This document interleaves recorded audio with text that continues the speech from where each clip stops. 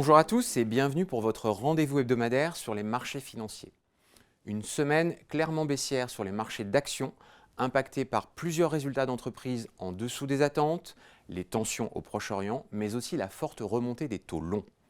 Quelques avancées diplomatiques dans le conflit israélo-palestinien, les publications saluées de plusieurs banques américaines et une déclaration du président de la Fed de Philadelphie disant qu'une nouvelle hausse de taux directeur n'était plus nécessaire selon lui, avaient pourtant permis une respiration des marchés mardi, très vite douchée néanmoins.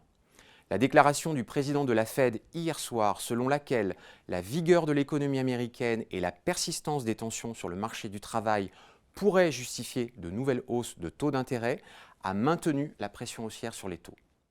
Le rendement des emprunts d'État américains à 10 ans a touché un plus haut de 16 ans, atteignant 4,99% en séance. La hausse de l'or au plus haut de 2 mois traduit, elle, les inquiétudes géopolitiques, tandis que le prix du baril de pétrole a été poussé par les menaces d'embargo sur Israël de la part de l'Iran. Le rebond du pétrole, comme les solides données économiques américaines, alimente la hausse des anticipations d'inflation sur les marchés obligataires et donc un possible durcissement des politiques monétaires. Ceci a conduit le taux 2 ans US sur 5,24% au plus haut depuis 2006.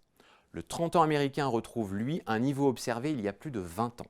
La volatilité obligataire reste donc très élevée, avec une tension de près de 40 points de base depuis la clôture de vendredi dernier aux États-Unis, entraînant les taux longs européens dans leur sillage, plus 18 BP sur les OAT à 10 ans à 3,55% et plus 20 BP sur les Bund à 2,93%. Sur le plan macroéconomique, le Beige Book a décrit une économie américaine toujours solide, illustrée également par les ventes au détail pour septembre et la hausse de la production industrielle. En Asie, l'économie chinoise affiche une croissance de 4,9% sur le troisième trimestre, au-dessus des attentes.